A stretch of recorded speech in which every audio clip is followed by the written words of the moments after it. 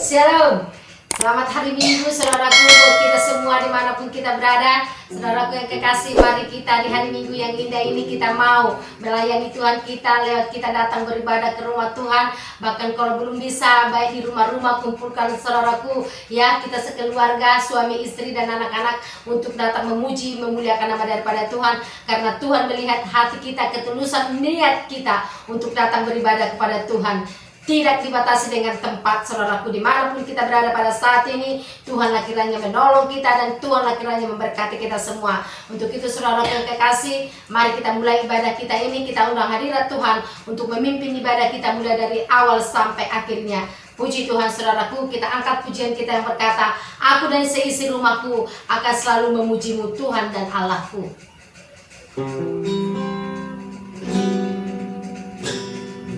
Aku dan seisi rumahku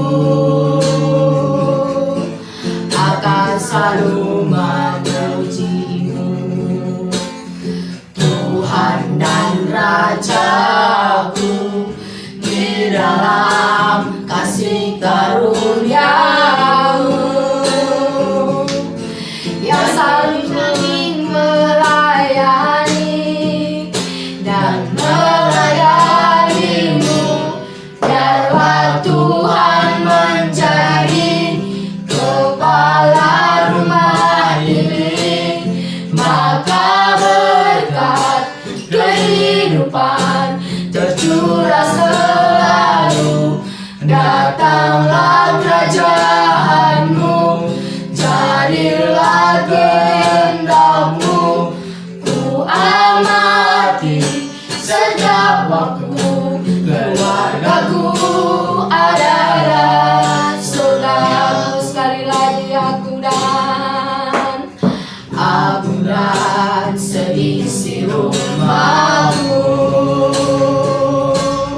akan selalu menyembah-Mu, Tuhan dan Rajaku, di dalam kasih karunia-Mu yang hidup saling melayani dan melayani-Mu. Biarlah Tuhan menjadi kepala rumah ini, maka berkat kehidupan tercurah selalu. Datanglah kerajaan-Mu, jadilah kehendak-Mu. Ku amati setiap waktu, keluargaku adalah surgaku. Biarlah Tuhan menjadi kepala rumah ini, maka berkat kehidupan tercurah selalu. Datanglah kerajaan-Mu, jadilah kehendak-Mu. Ku amati setiap waktu, keluargaku adalah surgaku. Keluargaku adalah surgaku. Keluargaku adalah surgaku.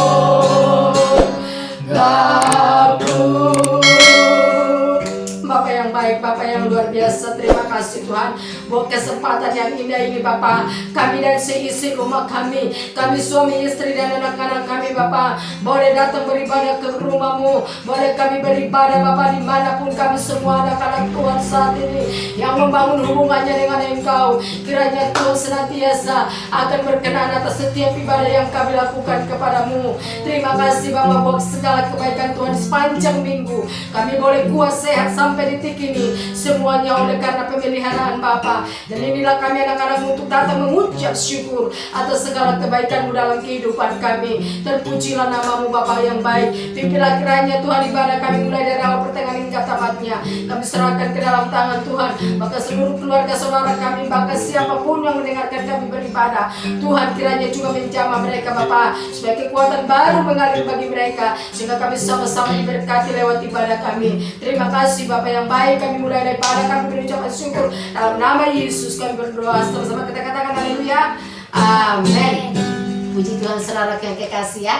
Kita semuanya dimanapun kita berada, mari saudaraku kita bangun hubungan kita kepada Tuhan dengan kita suami istri, bahkan anak-anak kita. Kumpulkan saudaraku di saat-saat terakhir ini, di saat-saat zaman yang sukar ini. Kita mau bergandengan tangan supaya di antara keluarga kita jangan satu pun yang tinggal, tetapi kita sama-sama ketika Tuhan kita menyatakan dirinya, sama-sama kita semua anggota keluarga kita terangkat bersama dengan Tuhan kita, Allah yang luar biasa. Puji Tuhan. Puji Tuhan saudara yang kekasih, langsung saja kita mau belajar kebenaran firman Tuhan saat ini saudara yang kekasih, yang boleh menguatkan kita dimanapun kita berada. Kita senantiasa mau belajar kebenaran firman Tuhan di dalam Wahyu 3 saudara yang kekasih. Wahyu 3 saudaraku, langsung saja kita baca Wahyu 3 ayat 17. Mulai ayat 14 saja kita baca. Wahyu 3 ayat 14 sampai dengan 19. Wahyu 3 ayat 14 sampai dengan 19. Firman Tuhan. Kalau sudah dapat 2, 3 ya. Dan tuliskanlah kepada malaikat di Laodikia, inilah firman dari Amin, saksi yang setia dan benar, permulaan dari ciptaan Allah. Aku tahu segala pekerjaanmu. Engkau tidak dingin dan tidak panas. Alangkah baiknya jika engkau dingin atau panas. Jadi karena engkau suam-suam kuku dan tidak dingin atau panas, aku akan memuntahkan engkau dari mulutku. Karena engkau berkata, aku kaya dan aku telah memperkayakan diriku, dan aku tidak kekurangan apa-apa. Dan karena engkau tidak tahu bahwa engkau melarat dan malam, miskin, buta dan telanjang, maka aku menasihatkan engkau supaya engkau membeli daripadaku emas yang telah dimurnikan dalam api, agar engkau menjadi kaya, dan juga pakaian putih supaya engkau memakainya, agar jangan kelihatan ketelanjanganmu yang memalukan, dan minyak untuk melumas matamu, supaya engkau dapat melihat. Barang siapa kukasihi, ia kutegur dan kuhajar. Sebab itu relakanlah hatimu dan bertobatlah. Haleluya. Puji Tuhan saudara yang kekasih. Ya, firman Tuhan mengingatkan kita melihat gambaran daripada jemaat yang ada di Laodikia ini saudaraku. Bagaimana firman Tuhan berkata, dan tuliskanlah kepada malaikat jemaat di Laodikia, inilah firman dari Amin, saksi yang setia dan benar, permulaan dari ciptaan Allah. Aku tahu segala pekerjaanmu, engkau tidak dingin dan tidak panas. Haleluya. Ya. Di ayat yang 18 saudaraku yang kekasih, yang pertama ada 3 yang membuat jemaat ini menjadi suam-suam kuku. Saudaraku, berfirmanlah Tuhan, aku tahu segala pekerjaanmu, engkau tidak panas, engkau tidak dingin. Alangkah engkau senantiasa panas, alangkah engkau kalau menjadi dingin. Tetapi karena engkau suam-suam kuku, aku akan memuntahkan suatu kejijikan bagi Tuhan orang yang suam-suam kuku. Saudaraku, apa yang membuat jemaat ini saudaraku menjadi suam-suam kuku? Haleluya, ada 3 yang membuat mereka suam-suam kuku, yang di dalam ayat senantiasa 17a. Karena engkau berkata, aku kaya. Saudara yang kekasih, dia berkata di sini, aku kaya. Ya, itu yang pertama membuat mereka suam-suam kuku. Ya, artinya aku kaya, dia angkuh, merasa sudah hebat sehingga tidak peduli lagi Tuhan. Saudara yang kekasih, aku kaya. Ya, saudara yang kekasih. Dia katakan di sini, karena engkau berkata aku kaya. Ya. Jadi dia merasa sombong saudaraku yang kekasih, merasa hebat, ya, tidak perlu lagi Tuhan oleh karena kekayaan yang dia miliki itu saudaraku yang kekasih. Padahal jelas firman Tuhan yang berkata di dalam Yesekiel 7 ayat 19 saudaraku yang kekasih. Ya.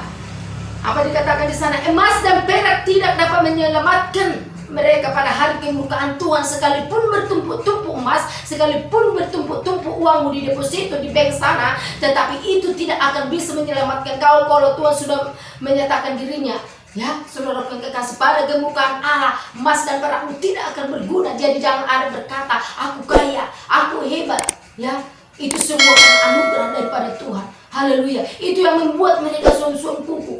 Itu yang membuat mereka tidak peduli lagi mencari Tuhan yang zaman ini. Itu yang membuat mereka kekayaan menjadi suatu keangkuhan bagi kehidupan mereka. Karena mereka merasa aku sudah lengkap, keadaanku lengkap. Ya, tidak perlu lagi mencari Tuhan. Itu yang membuat mereka, maka Tuhan jijik, maka dikatakan aku akan memuntahkan engkau. Ya, suatu yang sudah daluarsa, suatu yang sudah membusuk, maka sampai mau dimuntahkan. Karena tidak ada lagi perkenanan Tuhan, karena mereka tidak mencari, karena mereka terlalu sombong, merasa hebat, merasa sudah mampu untuk berdiri tanpa Tuhan. Haleluya, itulah membuat jemaat ini, saudara yang kekasih. Yang kedua, apa yang membuat jemaat ini menjadi suam-suam kuku? Ayat 17b dikatakan di sana, Wahyu 3 tadi ayat 17b dikatakan di sana, ya. Dan aku telah memperkayakan diriku. Nah, bayangkan saudaraku, aku telah memperkayakan diriku, ya. Jelas Lukas 12 ayat 19 sampai 21. Bacakan dulu dengan cepat. Lukas 12 ayat 19 sampai 21. Sudah sering kita dengarkan. Ini adalah kategori orang kaya yang bodoh, ya. Bagaimana dikatakan di Lukas itu, saudaraku? Lukas 12 ayat 19 sampai 21. Sesudah itu aku akan berkata kepada jiwaku, jiwaku, ada padamu banyak barang tertimbun untuk bertahun-tahun lamanya. Beristirahatlah, makanlah, minumlah, dan bersenang-senanglah. Tetapi firman Allah kepadanya, hai engkau orang bodoh, pada malam ini juga jiwamu akan diambil daripadamu, dan apa yang telah kau sediakan untuk siapakah itu nanti? Demikianlah jadinya dengan orang yang mengumpulkan harta bagi dirinya sendiri, jikalau ia tidak kaya di hadapan Allah. Haleluya. Inilah kategori orang kaya yang bodoh, yang merasa sudah memperkayakan, sudah bertimbun-timbun, dia timbun harta itu, dia timbun senantiasa, saudaraku yang kekasih, segala apa yang ada, ya. Tetapi firman Tuhan berkata, hai orang kaya yang bodoh, malam ini akan kuambil nyawamu. Untuk siapakah itu semuanya kau sediakan? Itulah orang yang memperkayakan dirinya, yang tidak perlu mencari Tuhan, maka murka Tuhan terjadi.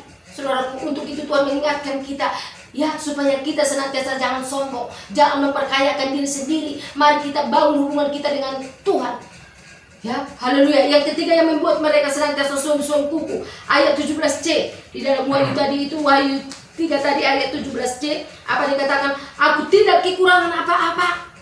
Bayangkan dulu jemaat yang sombong sekali. Aku tidak kekurangan apa-apa. Ya, setelah dia berkata yang pertama, aku kaya. Yang kedua tadi berkata dia, aku memperkayakan diriku. Ya, dan ketiga, aku tidak kekurangan apa-apa. Saudara pun kekasih, ya. Bukankah firman Tuhan berkata, kecongkakan mendahului kehancuran dan tinggi hati mendahului kejahatan? Saudaraku, lihat dulu di dalam Amsal 16 ayat 18 dengan cepat, ya. Kecongkakan mendahului kehancuran, saudaraku yang kekasih. Kalau kita sombong, kita congkak, itu awal daripada kehancuran kita. Haleluya. Amsal 16 ayat 18. Kecongkakan mendahului kehancuran dan tinggi hati mendahului kejatuhan. Haleluya. Ya, jadi orang yang congkak, orang yang senantiasa tinggi hati akan jatuh satu saat. Haleluya. Jadi jangan kita mau sombong. Adapun harta dititipkan Tuhan, itu adalah titipan bagi kita. Itu hanya untuk mempermuliakan nama Tuhan. Jangan itu kita jadikan senjata kita, supaya kita jangan senantiasa mencari Tuhan lagi. Jangan, saudaraku yang kekasih, harta tidak bisa, sudah kita pelajari tadi, untuk menyelamatkan sebanyak apapun emas dan perak, tidak bisa menyelamatkan pada hari kemurkaan Tuhan. Yang bisa menyelamatkan kita adalah iman kita, kepercayaan kita kepada Tuhan. Haleluya. Ya, sombong itu awal dari kejatuhan, saudaraku yang kekasih, ya. Sombong itu tidak mengenal status, ya. Kesombongan tidak mengenal status, ya. Orang kaya sombong, orang miskin juga bisa sombong, saudaraku yang kekasih. Jadi dia tidak pernah memandang status, mau kaya mau sombong. Kalau kesombongan itu melekat kepada seseorang itu akan muncul, baik itu orang kaya, baik orang miskin, baik orang cantik, baik orang jelek, baik itu tuan maupun dia hamba.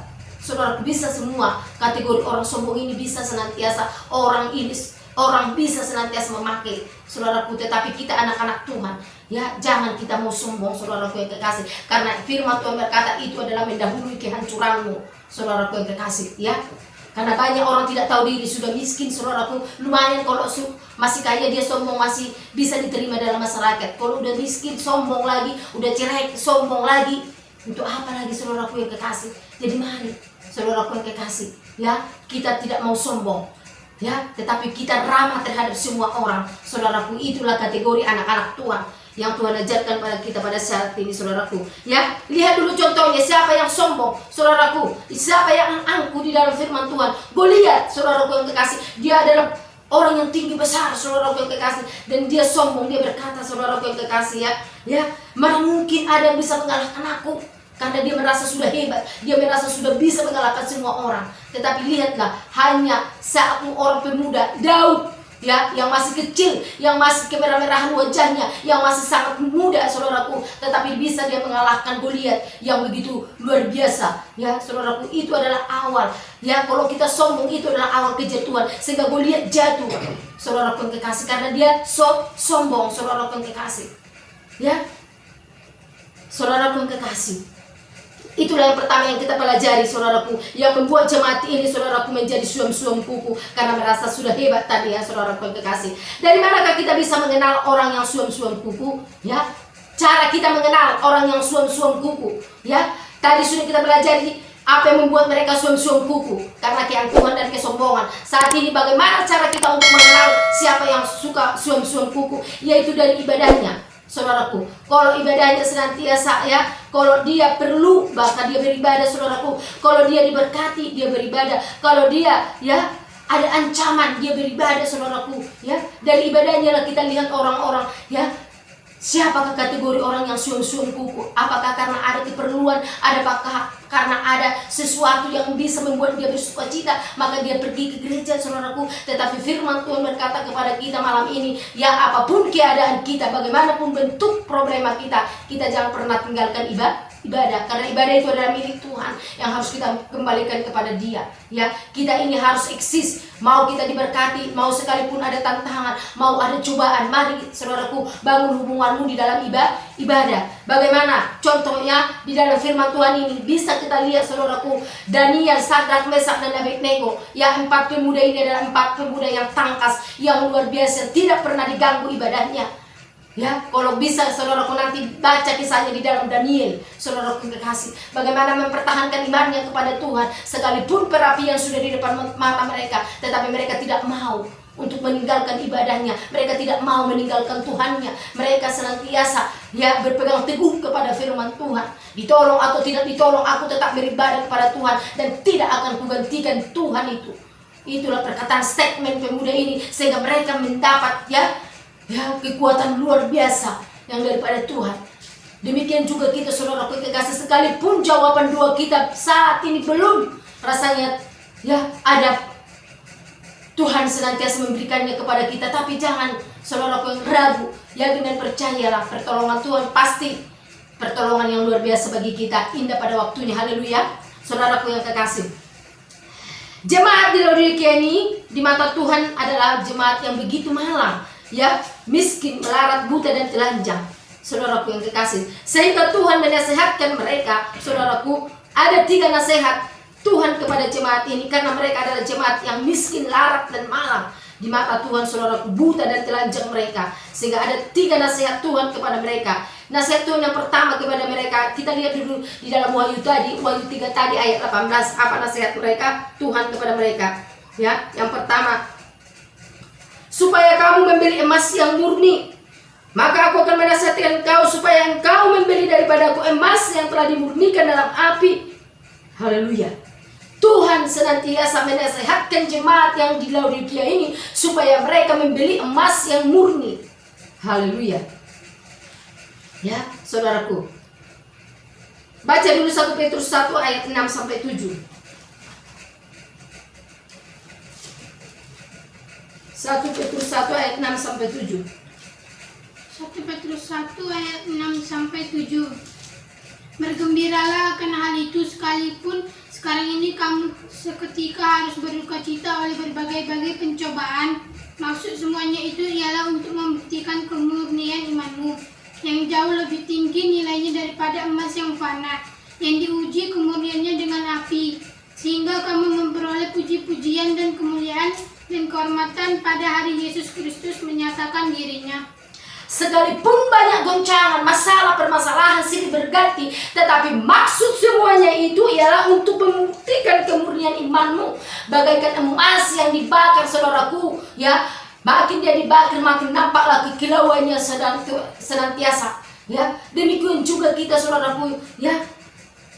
Walaupun senantiasa banyak tantangan, walaupun banyak penderitaan, itu membuktikan kemurnian iman kita. Haleluya, saudaraku. Walaupun rasanya sakit, saudaraku, ya, tidak ada, saudaraku, yang enak ketika kita masuk di dalam, ya, penderitaan. Tetapi itu untuk membuktikan kemurnian iman kita. Apakah kita ini menjadi teguh di dalam Tuhan? Apakah kita lari dari Tuhan? Apakah kita semakin mencari perkenanan Tuhan? Itu maksud Tuhan untuk memurnikan iman kita, supaya kita tampil sebagai anak-anak yang pemenang, bahwa kita layak untuk senantiasa memperoleh kehidupan yang kekal itu. Saudara yang kekasih, harus diuji dulu bagaikan emas yang dimurnikan dengan api, dibakar, ya. Tetapi ketika dia dibakar makin nampak lagi kilauannya, menampakkan dia emas. Saudara yang kekasih, itulah maksud Tuhan untuk mengizinkan penderitaan bagi kita, supaya kemurnian iman kita ini untuk mengikut Tuhan semakin nyata. Haleluya. Bukan lari kita dari pandangan Tuhan. Jadi kita senantiasa anak-anak Tuhan harus memiliki senantiasa iman yang kokoh di dalam Tuhan. Itulah yang pertama, saudaraku, nasihat kepada jemaat ini, bahkan nasihat juga kepada kita, ya. 1 Petrus 4 ayat 12 sampai 16. 1 Petrus 4 ayat 12 sampai 12. 1 Petrus 4 ayat 12 16. 1 Petrus 4 ayat 12 sampai 16. Saudara-saudara yang kekasih, janganlah kamu heran akan nyala api siksaan yang datang kepadamu sebagai ujian, seolah-olah ada sesuatu yang luar biasa terjadi atas kamu. Sebaliknya, bersukacitalah sesuai dengan bagian yang kamu dapat dalam penderitaan Kristus, supaya kamu juga boleh bergembira dan bersukacita pada waktu Ia menyatakan kemuliaannya. Berbahagialah kamu jika kamu dinista karena nama Kristus, sebab roh kemuliaannya itu roh Allah ada padamu. Janganlah ada di antara kamu yang harus menderita sebagai pembunuh atau pencuri atau penjahat atau pengacau. Tetapi jika ia menderita sebagai orang Kristen, maka janganlah ia malu, melainkan hendaklah ia memuliakan Allah dalam nama Kristus itu. Haleluya, saudara yang kekasih. Saudara-saudara yang kekasih, janganlah kamu heran akan nyala api siksaan yang datang kepadamu sebagai ujian, seolah-olah sesuatu yang luar biasa terjadi atas kamu. Jangan kita heran, saudaraku yang kekasih, seolah-olah itu menjadi ujian yang sangat luar biasa, saudaraku, bagi kita. Karena kenapa? Tuhan katakan bersukacitalah atas setiap penderitaan dan cobaan yang kita alami.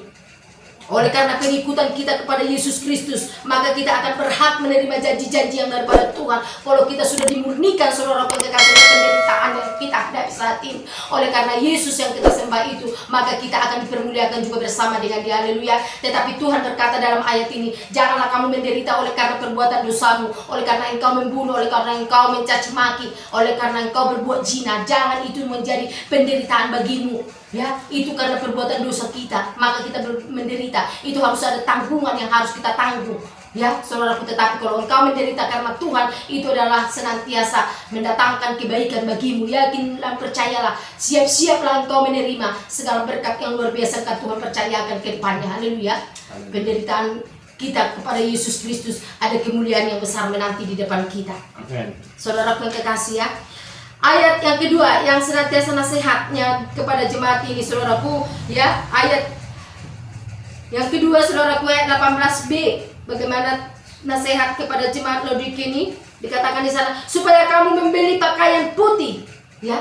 Tuhan peringatkan kepada jemaat di Laodikia ini, ya, supaya membeli pakaian yang putih. Saudaraku, itu yang kedua nasihat Tuhan, supaya engkau jangan melarat, jangan miskin, jangan telanjang. Maka Tuhan berkata, belilah emas, belilah pakaian yang putih. saudaraku. Apakah pakaian yang putih? Bukan pakaian putih yang bisa kita buat jubah yang begitu cantik, bukan itu. Tetapi pakaian putih kita adalah, ya saudaraku yang kekasih, perbuatan-perbuatan yang benar, perbuatan-perbuatan yang baik. Wahyu 19 ayat 7 sampai 8. Apa dikatakan perbuatan, ya pakaian itu saudaraku adalah bentuk perbuatan kita. Ya, cepat. Wahyu 19 ayat 7 sampai 8. Marilah kita bersukacita dan bersorak-sorai dan memuliakan Dia, karena hari perkawinan anak domba telah tiba dan pengantinnya telah siap sedia, dan kepadanya dikaruniakan supaya memakai tendenan halus yang berkilau-kilauan dan yang putih bersih. Tendenan halus itu adalah perbuatan-perbuatan yang benar dari orang-orang kudus. Amin. Ya, pakaian itu adalah perbuatan orang-orang benar.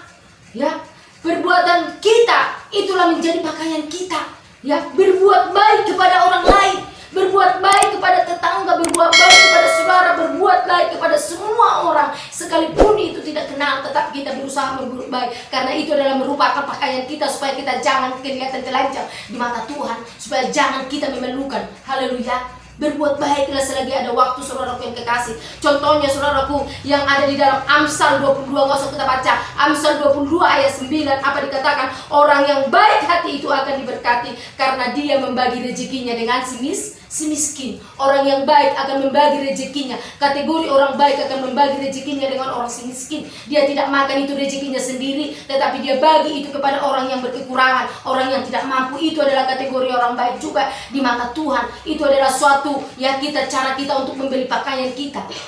Ya, saudaraku kekasih, jadi bagi rezekimu dengan si miskin, maka engkau kategori orang baik di mata Tuhan. Ya, saudaraku, kalau ada kekurangan keluarga kita, kita mampu, jangan kita menutup hati kita. Ya, kita mau membagi rezeki, tidak karena banyaknya, sedikit yang bisa kita bagi, sedikit kita bagi kepada keluarga kita, agar ada pakaian kita di mata Tuhan. Itu adalah suatu pakaian. Jadi ingat saudaraku, kalau engkau membagi rezekimu dengan orang yang tidak mampu, saudaraku, itu adalah cara kita untuk membeli pakaian kita. Haleluya, puji Tuhan saudaraku. Ayat ketiga ayat 18c, apa dikatakan di sana? Yang ketiga yang harus kita senantiasa nasihat Tuhan yang kita lakukan, supaya kamu membeli minyak untuk melumas matamu. Mata adalah pandangan, saudaraku, pandangan kita, ya. Haleluya. Saudaraku, maka dikatakan di dalam Matius 6 ayat 22, mata adalah pelita tubuh. Mata kita ini adalah penentu. Jadi saudaraku yang kekasih, kita harus memandang kebesaran-kebesaran Tuhan. Gak usah kita pandang, ya, terlalu dunia ini, saudaraku, tetapi pandangan kita adalah surga. Karena dunia ini kita hanya menumpang 70 tahun, 80 tahun, itu adalah umur yang sudah ditentukan. Tetapi kalau umur selama-lamanya, hidup kekal adalah di surga. Itulah pandangan kita, bagaimana hidup kita ini berkenan, bagaimana Tuhan memakai kita. Haleluya, itu pandangan kita. Maka kita dikatakan minyak untuk melumas matamu, ya, supaya senantiasa pandangan kita kepada Tuhan. Ayat 19, saudaraku yang kekasih, ayat di dalam Wahyu ini, dengan cepat saya katakan ayat terakhir, ya, yang menjadi penutup. Dikatakan Tuhan nasihatnya, apa dikatakan ayat 19 di sana? Dan aku melihat binatang itu, saudaraku yang kekasih, Wahyu 3 ayat 19 tadi, barang siapa kukasihi ia kutegur dan kuhajar, sebab itu relakanlah hatimu dan bertobatlah. Barang siapa kukasihi dia akan kutegur. Kita adalah dikasihi Tuhan. Nasihat ini adalah senantiasa cara Tuhan untuk menegur kita, cara Tuhan senantiasa untuk menasihati seluruh kehidupan kita. Jadi kalau kita senantiasa sebagai anak, pastilah Tuhan menasihati kita. Itu karena sayangnya, itu karena kebaikannya kepada kita. Haleluya. Jadi bukti Tuhan mengasihi kita tertulis dalam Ibrani 12 ayat 6. Di manakah anak yang tidak ditegur oleh bapaknya, ya, jika dia berbuat salah? Tidak ada itu, saudaraku. Jadi kalau senantiasa jemaat yang ada di Laodikia ini ditegur Tuhan, supaya mereka senantiasa membeli, ya, pakaian mereka, membeli senantiasa ya, minyak untuk melumas mereka, bahkan juga senantiasa membelikan, saudaraku, ya, emas, saudaraku, ya, yang murni. Itu senantiasa merupakan semua nasihat Tuhan untuk jemaat ini, nasihat juga untuk kita, supaya kita tahu, saudaraku yang kekasih, ya, luar biasa firman Tuhan ini untuk mengingatkan kita dimanapun kita berada. Biarlah senantiasa, ya, firman yang singkat ini boleh menguatkan kita, boleh senantiasa menyegarkan rohani kita, kembali kita senantiasa menyadari bahwa hidup ini adalah sementara, saudaraku yang kekasih. Jadi terlalu sibuk, tetapi biarlah senantiasa Mata kita tertuju hanya kepada Tuhan. Haleluya. Hanya Tuhanlah yang kita senangkan di masa-masa yang sukar ini. Puji Tuhan saudaraku. Inilah ringkasan firman Tuhan pada malam hari ini. Saudara yang kekasih, dimanapun kita berada, kita adalah satu di dalam Tuhan. Untuk itu saudaraku, mari bangun hubunganmu dengan keluargamu dimanapun engkau berada, supaya senantiasa kekuatan yang luar biasa bersama dengan kita. Kita tutup di dalam doa. Bapa yang baik, Bapa yang luar biasa, inilah kami anak-anak-Mu yang sudah mendengarkan kebenaran firman-Mu Tuhan.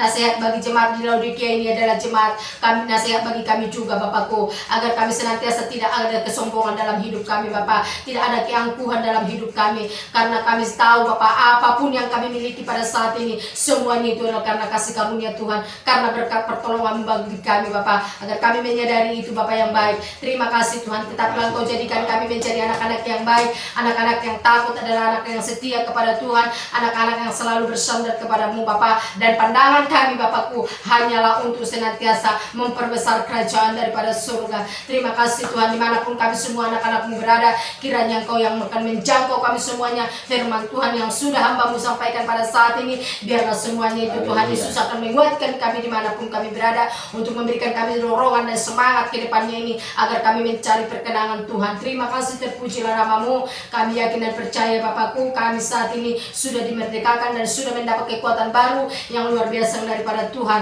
Terpujilah nama-Mu Bapakku yang baik dalam surga. Dalam nama Yesus kami serahkan dan kami tutup ibadah kami berucap syukur. Sama-sama kita katakan haleluya. Amin. Puji Tuhan saudara yang kekasih, bila ringkasan ibadah kita saudara yang kekasih, kami tetap saudaraku ya, memohon kepada saudaraku tetap mendukung ibadah ini saudaraku, supaya ibadah ini tetap berlanjut senantiasa sampai Tuhan kita datang kali yang kedua. Untuk itu saudaraku, tetap dukung kami lewat subscribe-nya, lewat like-nya, dan juga share kepada tetangga saudara kita semua dimanapun mereka berada, biar senantiasa sama-sama kita diberkati oleh Tuhan. Terima kasih saudara yang kekasih, kiranya Tuhan memberkati kita semuanya dimanapun kita berada. Dan juga kami berdoa, dan juga sama-sama kita berdoa agar kiranya Tuhan senantiasa memberikan waktu yang terbaik lagi, boleh kita kembali berjumpa di hari-hari yang akan datang. Shalom, puji nama Tuhan.